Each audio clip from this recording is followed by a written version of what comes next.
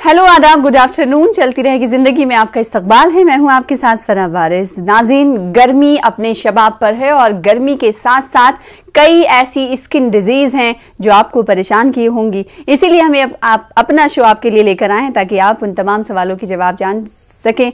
और देखने को ये उमूमन मिलता है कि मौसम गर्मा में जहां एक तरफ स्किन ड्राई हो रही होती है तो वहीं कई फंगल इन्फेक्शंस भी देखने को मिलते हैं। इसके साथ ही साथ घमौरियों का चलन गर्मियों में आम हो जाता है। तो गर्मी में जिल्द की परेशानियों से कैसे निजात पाएं, आज हम कई सवाल करेंगे। इस तमाम सवालों के जवाब जानने के लिए हमने खास मेहमान डर्मेटोलॉजिस्ट को मदऊ किया है। इसके अलावा क्या यूनानी तरीक़े इलाज में जिल्द से जुड़ी हुई तमाम परेशानियों का हल पिन्हा है या फिर इससे हल निकल सकता है, नहीं निकल सकता है? क्योंकि कई मरतबा हमें देखने को ये मिलता है कि होम्योपैथी तरीक़े इलाज से बहुत सारे लोग इस्तेफादा उठाते हैं। तो क्या ये तरीक़े इलाज अहम और काफ़ी सूदमंद साबित हो रहा है या नहीं हो रहा है? तमाम परेशानियों का ये कहा जा सकता है हल इससे निकल सकता है या नहीं निकल सकता है। बहुत सारे लोग हिंदुस्तान में हम देखते हैं कि इस तरीके इलाज पर मुनहसिर हैं। तो इस तरीके इलाज से किस हद तक लोगों को फायदा पहुंचा है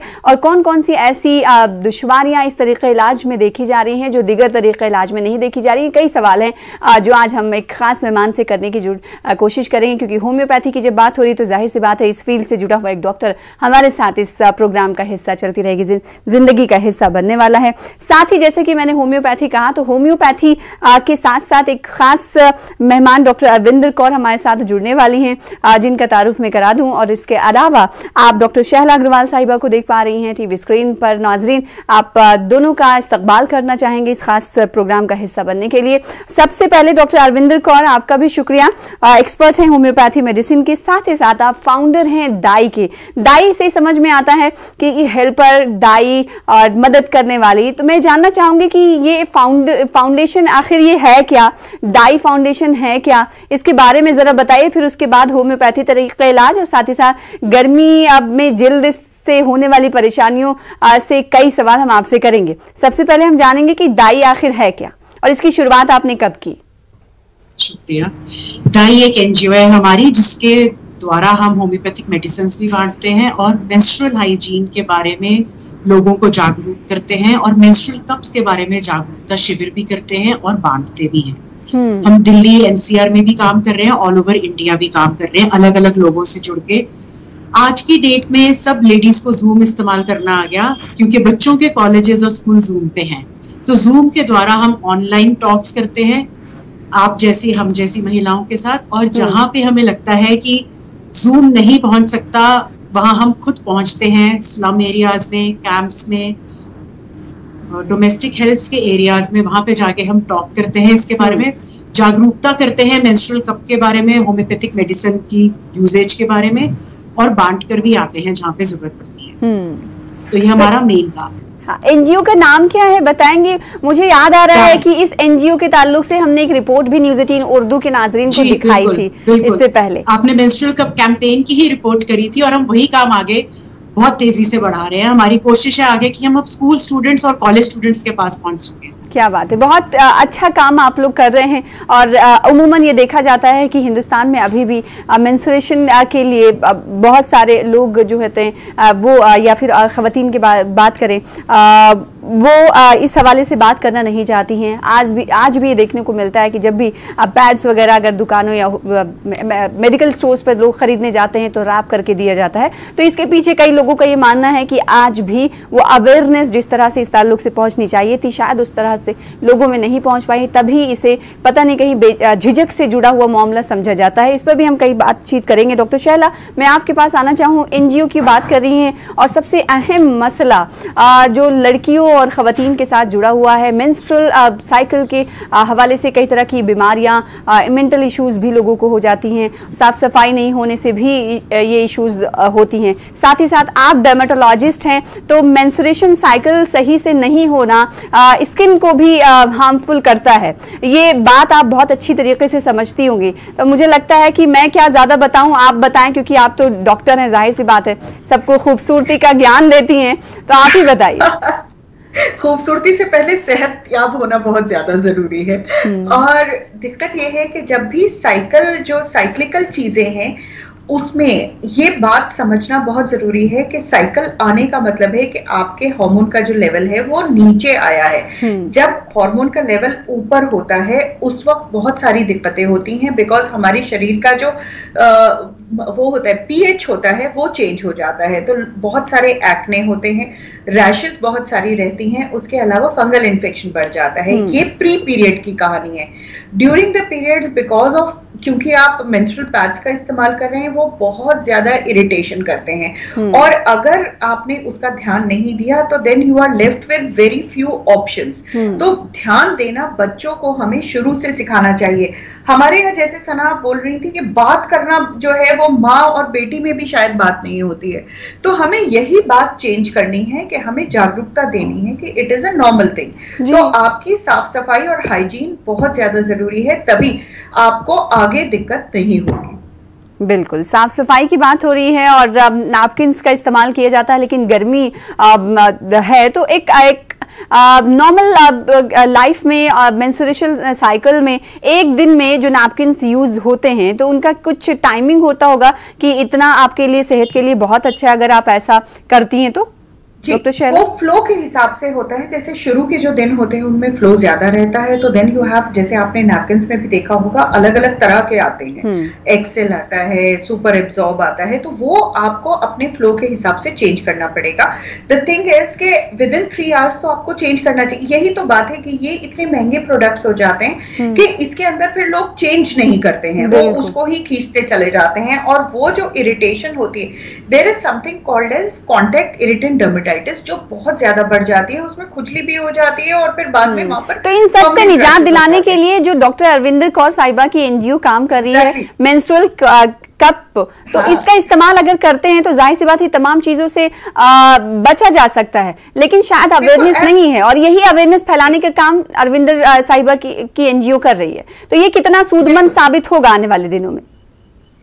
ये ऑप्शन अब हमें देखने पड़ेंगे। These are environment friendly and उससे ज्यादा they are cost effective options. तो डॉक्टर अरविंदर से पूछते हैं कि क्या कॉस्ट होता है, कैसे यूज करते हैं? बिल्कुल, डॉक्टर अरविंदर साहिबा जरा बताइएगा एक बार हमारे नाज़रीन को जो इस वक्त देख रहे हैं मेंस्ट्रुअल कप के बारे में, क्योंकि बहुत सारे लोग नहीं जानते हैं इस बारे में। बहुत सारी रिपोर्ट्स हमने पढ़ी हैं, हम लोगों को तो पता चल पाया है, लेकिन अभी तक इस तक रसाई नहीं हो पाई है। वो लोग जो गांव में रहते हैं या फिर शहरों में रहते हैं, उन्हें कैसे पता चले इस कप के बारे में, और साथ ही साथ वो कैसे इसे हासिल कर पाए, इसको लेकर क्या कुछ कहेंगी आप? जी, मैं आज 7 कप लेकर भी बैठी हुई हूँ। ये एक मेंस्ट्रुअल कप है। ये सिलिकॉन मटेरियल का बना होता है, मेडिकेटेड प्रोडक्ट है, मेडिकल अप्रूव प्रोडक्ट है, तो रैशेस नहीं होते इससे। जो हम अभी कॉन्टैक्ट डर्मेटाइटिस की बात कर रहे थे, स्टे फ्री नैपकिन या किसी और नैपकिन की वजह से, क्योंकि हम नैपकिन नहीं इस्तेमाल करते, ये हमारे शरीर के अंदर लग जाता है और ये 3-4 घंटे में नहीं बदलना पड़ता, 6 से 8 घंटे तक ये खून को एकत्रित करता है, इकट्ठा करता है, ये एब्जॉर्ब नहीं करता। नैपकिन टैम्पून्स खून को एब्जॉर्ब करते हैं, ये एकत्रित करता है। ये कप की तरह है, इसके अंदर खून गिरता रहता है और वो इकट्ठा होता रहता है हमारे शरीर के अंदर ही, हमारे वेजाइनल एरिया में, lower part of the female body में। 6 से 8 घंटे बाद हम इसको वापस निकाल लेते हैं। बहुत कन्वीनियंट है यूज करने के लिए, ऑनलाइन भी मिल जाता है, केमिस्ट पे भी मिल जाता है। 200 से 250 रुपए की कॉस्ट है और 7 से 8 साल चलता है। रीयूजेबल कप कहते हैं इसे, मेंस्ट्रुअल रीयूजेबल कप कहा जाता है इसको। आराम से मार्केट में मिल जाता है और छोटे शहरों में ऑनलाइन भी मिल जाता है, अगर आपके केमिस्ट शॉप्स पे ना मिले तो। क्या बात है। सबसे बड़ी बात कि एक तो हम पैड नहीं यूज कर रहे, तो हमारा पैड का खर्चा बचा, इकोनॉमिकल है। दूसरा इको फ्रेंडली है। जो हम पैड्स इस्तेमाल करते हैं, अगर हम बायोडिग्रेडेबल पैड भी इस्तेमाल करते हैं तो वो भी डंप होता है कहीं ना कहीं हमारे ग्राउंड में, एनवायरनमेंट को नुकसान होता है। इससे वो नुकसान नहीं होता, बिकॉज आमतौर पे एक मेंस्ट्रुएटिंग गर्ल अगर इसको 16 साल में यूज करना शुरू करती है तो by the time she is 45 और 50, 6 से 7 कप्स मैक्सिमम वो चेंज करेगी, मैक्सिमम टू मैक्सिमम। तो उतना वेस्ट नहीं हम क्रिएट कर रहे। और जो एक हम लेडीज को आज भी लज्जा आती है जाके केमिस्ट शॉप से वो पैड खरीदने की, या अगर हम ऑनलाइन भी मंगवाते हैं तो वो कोई और घर में पैड ना खोल दे, पैकेट ना खोल ले, उससे निजात मिल गई। क्योंकि हमने ये एक बार ही खरीदा, 6 से 7 साल तो मिनिमम इसको इस्तेमाल करेंगे। हाइजीनिक है, सैनिटाइज करना बहुत आसान है। माताओं को आदत होगी, जैसे हम बॉटल बच्चे की सैनिटाइज करते हैं, निप्पल सैनिटाइज करते हैं, 5 मिनट उबलते हुए पानी में रखते हैं, उसी तरीके से इस्तेमाल करने से पहले और वापस रखने के बाद से पहले हम इसको सैनिटाइज करते हैं 5 मिनट उबलते हुए पानी में डाल के, फिर इसको बाहर निकाल के झाड़ लेते हैं। इसको इस प्रकार से फोल्ड करते हैं और अपने वेजाइनल लिप्स के अंदर इंसर्ट कर देते हैं। अंदर जाके नेचुरली खुल जाता है क्योंकि हमारा एरिया अंदर सॉफ्ट है, अपने आप ही अपनी शेप ले लेता है जी। वैक्यूम क्रिएट हो जाता है इसके साथ, स्किन के साथ, हमारी मेम्ब्रेन के साथ, अंदर म्यूकस मेम्ब्रेन के साथ। उसकी वजह से जो खून हमारा बाहर निकलता है पैड पे वो नहीं आता, इसके अंदर ही सारा खून इकट्ठा हो जाता है। सारी ब्लीडिंग हमारी इसके अंदर इकट्ठी होती है।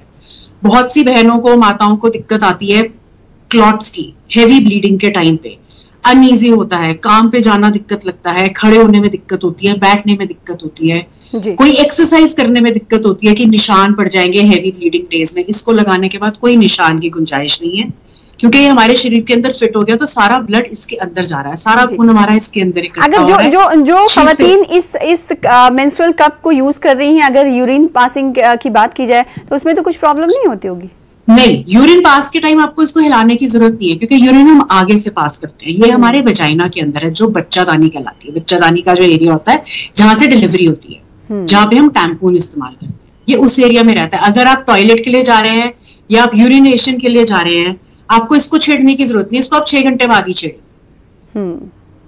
तो बहुत अच्छा। कई लेडीज को हेवी मेंसेस में, कई लेडीज को हेवी मेंसेस में बार बार यूरिनेशन आती है, वो भी कम हो जाती है इससे। माइल्ड पेन जो रहती है वो भी कम हो जाती है इसकी वजह से। तो इसके इस्तेमाल को लेकर लोगों को जानकारी मिल चुकी है, और अगर दिल्ली के रहने वाले लोग हैं तो उम्मीद है कि डॉक्टर अरविंद कौर से किस इलाके में आपका एनजीओ है डॉक्टर अरविंद कौर, ताकि मैं लोगों को बता। हम सब जगह काम कर रहे हैं। हमारा सबसे बड़ा इलाका इस समय जूम है मैम। हम जूम और गूगल मीट के थ्रू कर रहे हैं, जरिए आप दुनिया से जुड़ने की कोशिश कर रही हैं और लोगों को इस परेशानी से निजात दिलाने की कोशिश कर रही है। गर्मी जो कि चल रही है, जैसा कि मैंने कुछ देर पहले कहा, तो गर्मी में घमौरियां लोगों के इर्द गिर्द घूमने लगती है, ना सिर्फ इर्द गिर्द घूमती हैं बल्कि गले तक पहुंच जाती हैं और उनके जिस्म में एक हिस्से के तौर पर नुमाया होती हैं। इस हवाले से मैं सवाल करूंगी डर्मेटोलॉजिस्ट से, लेकिन छोटे से ब्रेक के लिए चलती रहेगी जिंदगी में, रुकना पड़ेगा। ब्रेक के बाद चल लौटेंगे।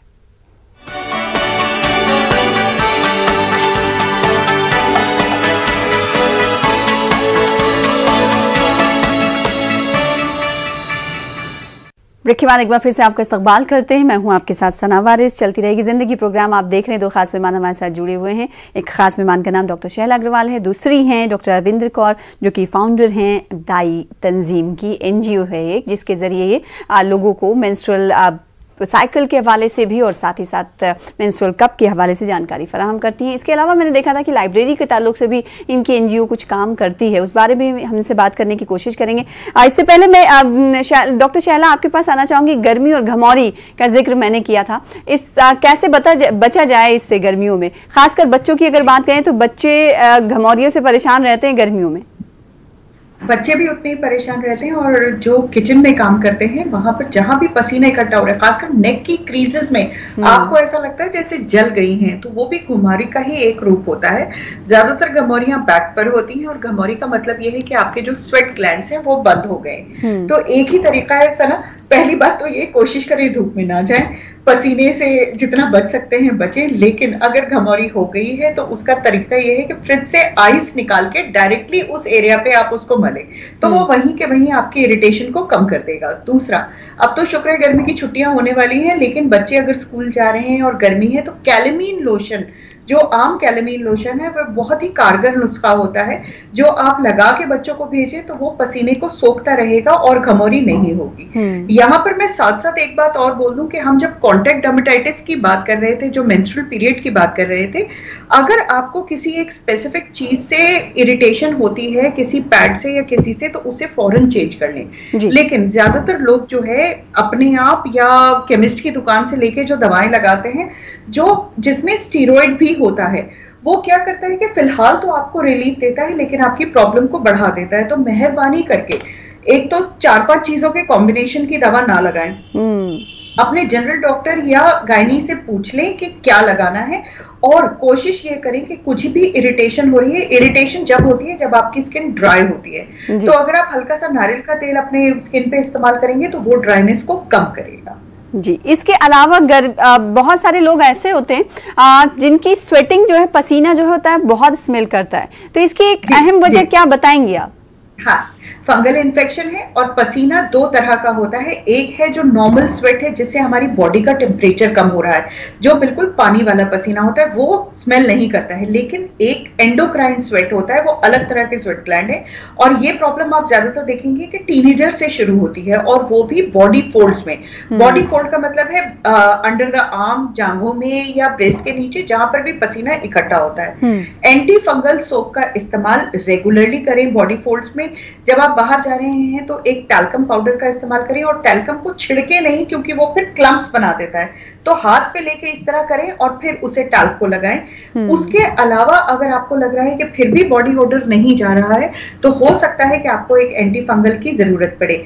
हेयर रिमूवल जरूरी होता है उन लोगों में जिसमें पसीना ज्यादा आ रहा है और जिनके पसीने में स्मेल आ रही है। तो पसीने की स्मेल जरूरी नहीं है हर वक्त रहे, वो मौसम के साथ भी ऊपर नीचे होती है। तो आप अपनी जो रूटीन है उसको मौसम के हिसाब से anti fungal soap, talcum powder change करते रहा कीजिए। जी, जाहिर सी बात है, ये तमाम चीजें जो लोग, बहुत सारे लोग ऐसे होंगे जो जानते भी होंगे, बहुत सारे ऐसे लोग होंगे जिन्हें नहीं पता होगा, तो उम्मीद है कि डॉक्टर शहला की इन मशवरों पर वो अमल जरूर करेंगे। एक बार फिर से रुख कर लेते हैं डॉक्टर अविंदर कौर का। डॉक्टर अविंदर कौर, मुझे ये याद आ रहा है कि शायद आपकी ये फाउंडेशन और एनजीओ बच्चों में किताबें भी बांटती है, या फिर लाइब्रेरी का भी क़याम आप लोगों ने किया है? जी नहीं, वो दूसरी एनजीओ थी जिसके साथ हमारा प्रोजेक्ट था। इस समय हमारा कोई ऐसा प्रोजेक्ट नहीं काम कर रहा। अच्छा, क्योंकि लॉकडाउन हो गया था, सारे ऐसे प्रोजेक्ट्स हमारे इस समय बंद। ठीक है, जैसे कि आपने कहा कि जूम के जरिए आप जुड़ने की कोशिश करती हैं, लेकिन वो ये पढ़े लिखे लोगों के लिए आप उन्हें अवेयर कर सकती हैं, लेकिन बहुत हिंदुस्तान की आबादी जो है वो गांव में बसती है या फिर उन इलाकों में ज्यादा दिखाई देती है जो पिछड़े होते हैं। तो वहां तक पहुंचने के लिए कोरोना दौर के बाद आप लोगों का क्या प्रोजेक्ट है और क्या कुछ प्लानिंग्स हैं? हम ऑलरेडी काम कर रहे हैं दिल्ली के स्लम्स में। पीछे मैं महाराष्ट्र गई थी, वहां पे हमने 3 दिन अलग अलग एरियाज में टॉक्स करी हैं, जाके इसके बारे में, मेंस्ट्रुअल कप्स के बारे में, मेंस्ट्रुअल हाइजीन के बारे में। नर्सेस के एक कॉलेज में हमने एक कैंपेन किया था, उसमें 80 से 90 नर्सेस थी, स्टूडेंट्स थी, जिन्होंने हमारे साथ इंटरेक्शन किया, उनको जागरूक किया। अंदर विलेजेस में, इंटीरियर महाराष्ट्र के इंटीरियर विलेजेस में हमने टॉक्स करी, क्योंकि कुछ एरियाज में जूम नहीं काम करेगा, वहां हम खुद पहुंचते हैं। बिल्कुल, हमारे पास वॉलंटियर्स हैं ऑल ओवर इंडिया जो हमारे साथ जुड़ते हैं, अलग अलग एनजीओ के थ्रू, अलग अलग चैनल्स के थ्रू, आप लोगों के माध्यम से। आप एक बहुत बड़ा माध्यम है हमारे लिए। बिल्कुल, इस प्रकार से हम ऑन ग्राउंड काम कर रहे हैं। ऑलरेडी हमारा काम चल रहा है, दिल्ली में भी चल रहा है, दिल्ली के बाहर भी चल रहा है। और इसीलिए हम लोगों को बार बार बेदार करने की कोशिश करते हैं, और इस बेदारी में आप लोगों का साथ हमेशा हमें मिलता रहता है। इससे जो है कारवां बनता रहता है और लोग जो है इससे इस्तेफादा उठाते रहते हैं। डॉक्टर शहला, मैं आपके पास आना चाहूंगी। आजकल लेजर थेरेपी का चलन बड़ा आम हो गया है।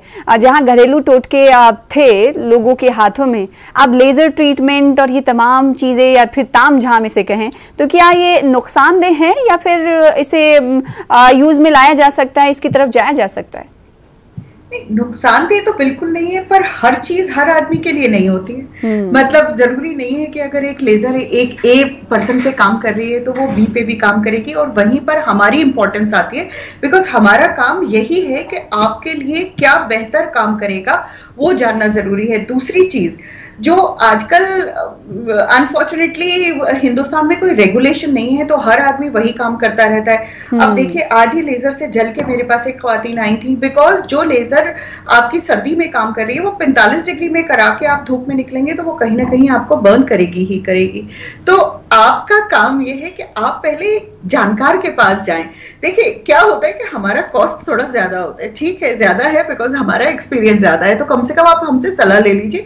उसके बाद जहां जाके आपको वो लेजर मिलती है, और मैं तो उनमें से हूं कि मैं आपको लिख के बता दूंगी कि ये आपके लिए माकूल है। तो कहीं ना कहीं अपने ऊपर ज्यादा लोग करते हैं सिर्फ पैसे पे साथ बचाने। दूसरा ये कर रहा है तो वो करेंगे। घर की कोई लड़की या खातून कर रही है तो वो भी उनको लगता है कि करना चाहिए बगैर मशवरा लिए। और सर गर्मी में खासकर बहुत सारी थेरेपीज नहीं होती हैं, और अनफॉर्चुनेटली ये सारी थेरेपीज वेस्ट से आती हैं, जहाँ का माहौल और जहाँ का स्किन और टेम्परेचर बिल्कुल अलग होता है। वही चीज आप हिंदुस्तान में मई जून में नहीं कर सकते, तो दिमाग का इस्तेमाल करना थेरेपी से ज्यादा जरूरी होता है।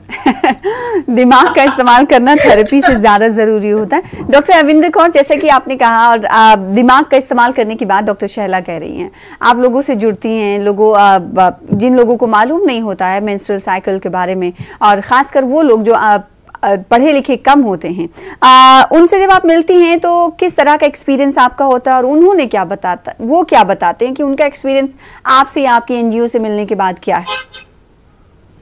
देखिए, हम कई सालों से इसी लाइन पे काम कर रहे हैं। पहले ही होता था कि नैपकिन नहीं पता होता था लेडीज को। हाँ। कुछ लेडीज को, पढ़ी लिखी लेडीज को भी अनफॉर्चुनेटली ये नहीं पता कि पैड किस लिए इस्तेमाल करना है, कैसे इस्तेमाल करना है और कब कहाँ इस्तेमाल करना है। बहुत हैरानी होती है जान के कि बाल बच्चेदार लेडीज हैं।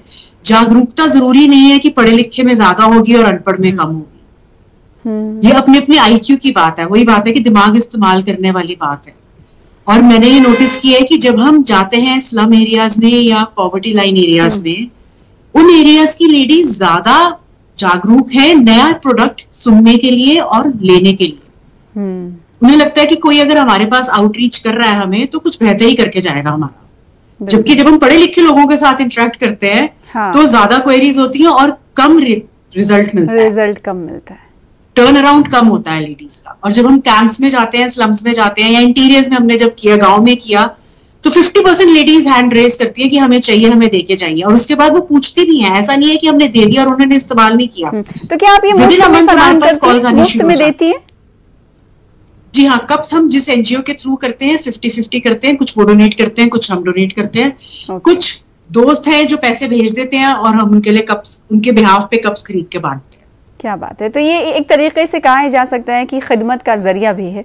बहुत सारी एनजीओ जो हैं उन्हें सलाम हम करना चाहेंगे कि वो खिदमत खल्क कर रही हैं, और ना सिर्फ इस जरिए से वुमेन एम्पावरमेंट को लेकर या फिर बच्चों की शिक्षा को लेकर हर तरह के काम इन एनजीओज़ की तरफ से अपनाया गया है, और वो हर उस आखिरी शख्स तक पहुंचने की कोशिश करती हैं जिन्हें ये तमाम चीज़ें नहीं मिलती हैं। डॉक्टर शैला, मैं आपसे पूछना चाहूँगी एक सवाल ये कि बहुत सारे लोग ये कॉस्मेटिक सर्जरी के हवाले से मिथ ये भी है कि ये स्किन के लिए अच्छी नहीं है या फिर नहीं कराना चाहिए, लेकिन उमूमन ये देखने को मिलता है कि खासकर आम जिंदगी में और आम लोगों तक अभी ये तमाम चीज़ें बहुत हद तक पहुंची हैं। लेकिन बड़े सितारों की अगर बात करें तो कॉस्मेटिक सर्जरी का वो सहारा लेते हैं, जिसका साइड इफेक्ट भी होता है। तो एक कॉस्मेटिक सर्जरी के बारे में एक आम राय आप लोगों को क्या बताना चाहेंगे? क्या है आपकी आम राय? अगर आप एक क्वालिफाइड आदमी से जो रूटीनली वो काम कर रहा है उससे वो सर्जरी कराते हैं, एंड अगेन बात वही आ जाती है सना कि are you the right candidate. दूसरी, आपकी जरूरत क्या है। देखिए, जो सितारे करा रहे हैं तो उनका काम ही यही है, उनका काम ही अच्छा दिखना है। अगर माधुरी दीक्षित वो सब नहीं कराएंगी तो उन्हें वो नए सीरियल 55 साल में, मैं भी 55 की होने वाली हूँ, पर मुझे स्क्रीन पे नहीं जाना है। I am happy with what I am. नहीं, अभी स्क्रीन पर हैं आप।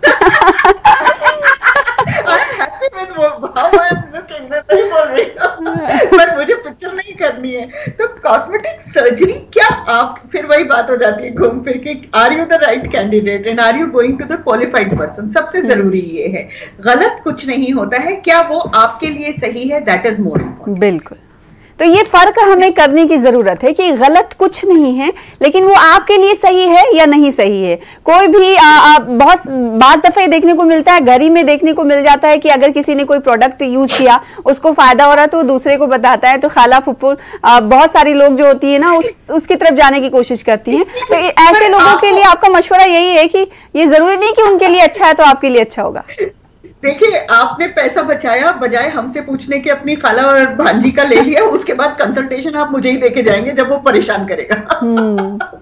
तो इससे अच्छा ये है कि जहां से आपकी खाला और फुप्पो इलाज या फिर मशवरे ले रही है, वहां पर आप भी चले जाएं और आप अपने स्किन के ताल्लुक से मशवरे ले लें अगर आपको प्रॉब्लम्स हो रही है। अच्छा, अभी मौजूदा वक्त में देखने को मिलता है कि टीनेजर्स जो हैं उनको मुहासे तो हो रहे हैं, लेकिन एक उम्र के बाद भी मुहासे लगातार वो कम ही नहीं हो रहे हैं। इसकी क्या वजूहात मानती हैं? देखिए, अडल्ट एक्ने जो है वो बहुत ज्यादा बढ़ गया है। एक तो हम जो है पोल्यूटेड एनवायरनमेंट में रहते हैं, हवा का पोल्यूशन लेवल मेरे लैपटॉप में भी अभी दिखा रहा है रेड। तो वो एक दिक्कत हो जाती है। दूसरा स्ट्रेस लेवल, देखिए हमारे जमाने में स्ट्रेस इतना, हमारे अलग तरह के स्ट्रेस है। स्ट्रेस ऐसा कुछ नहीं है कि आपको कुछ बीमार करता है, स्ट्रेस आपको ठीक नहीं होने देता। तो अगर आपके एक्ने, जब आप टीनेज खत्म कर रहे हैं, वो एक्ने खत्म हो जाने चाहिए थे, बिकॉज लाइफस्टाइल ऐसा है, हम प्रिजर्वेटिव्स वाले खाने खा रहे हैं, हम पोल्यूटेड एनवायरनमेंट में रह रहे हैं और हमारे हार्मोनल लेवल स्ट्रेस की वजह से ऊपर नीचे जा रहे हैं। तो कहीं ना कहीं हमें एक मदद की जरूरत पड़ती है उस चीज को खत्म करने के लिए जो आइडियली अपने आप खत्म हो जानी चाहिए थी। बिल्कुल, काफ़ी अहम बात कही और उम्मीद करते हैं जो लोग इस वक्त इस प्रोग्राम को देख रहे होंगे उन्हें ये तमाम मशवरे मिल गए होंगे। डॉक्टर अरविंदर कौर, मैं आपसे आखिरी सवाल जानना चाहूँगी। जाहिर सी बात है, वो जो मदद करने का जज्बा जो होता है वो सोशल वर्कर में होता है, तभी वो इस फील्ड में आते हैं। वो मदद करने का जज्बा कब एक सोशल वर्कर के जहन में आ जाता है, या फिर कहें बचपन से शायद होता है कि बचपन से ही चला आता होगा, तभी वो एक शक्ल इख्तियार करता है और सोशल वर्किंग आप लोग करना, सोशल वर्क करना आप लोग शुरू कर देते हैं। लेकिन दूसरों से मुख्तलिफ होते हैं, बहुत सारे लोग उनके अंदर ये जज्बा होता है लेकिन एक शक्ल उन्हें नहीं मिल पाती है। तो अगर बहुत सारे ऐसे लोग हैं जो जाना चाहते हैं इस तरफ, उनके लिए आपके पास क्या मशवरे हैं कि वो चाहते हैं कि लोगों की मदद करें लेकिन वो उन्हें मालूम नहीं कि किधर जाना है किधर नहीं जाना है, तो ऐसे लोगों के लिए आप क्या कुछ कहना चाहेंगी? मैं उनको ये कहूंगी कि दाई का नाम याद रखें, हमारे को वॉलंटियर्स की जरूरत है, हमारे साथ आके जुड़िए, वी विल गाइड यू। और बहुत सी ऐसी एनजीओज हैं जो फेसबुक इंस्टाग्राम पे पेजेस बनाकर इनवाइट करती रहती हैं, टॉक्स के लिए भी इनवाइट करती हैं, यंगर जनरेशन को इनवाइट करती हैं कि आप आइए आगे, क्योंकि अगर आप ये हम लोगों में बचपन से है, बीइंग अ फिजिशियन हमारे को ये कूट कूट के भर दिया जाता है कि कहीं ना कहीं आपको सेवा भाव रखना ही है, और मेरे अंदर बचपन से ही था। बिल्कुल, तो डॉक्टर्स जो होते हैं ना, वो बचपन से ही उनके अंदर खिदमत खल्क का जज्बा होता है कि लोगों के लिए, समाज के लिए कुछ करना है, माशरे के लिए कुछ करना है, अपने फील्ड से हटकर भी वो कुछ करने लगते हैं, जैसे कि डॉक्टर अरविंदर कौर साहिबा एक एग्जाम्पल के तौर पर यहाँ पर देखी जा सकती है। बहुत शुक्रिया आप दोनों खास मेहमानों का अदा करना चाहेंगे इस प्रोग्राम का हिस्सा बनने के लिए। चलती रहेगी जिंदगी में आप सबका शुक्रिया, हमें दीजिए इजाजत, आदाब।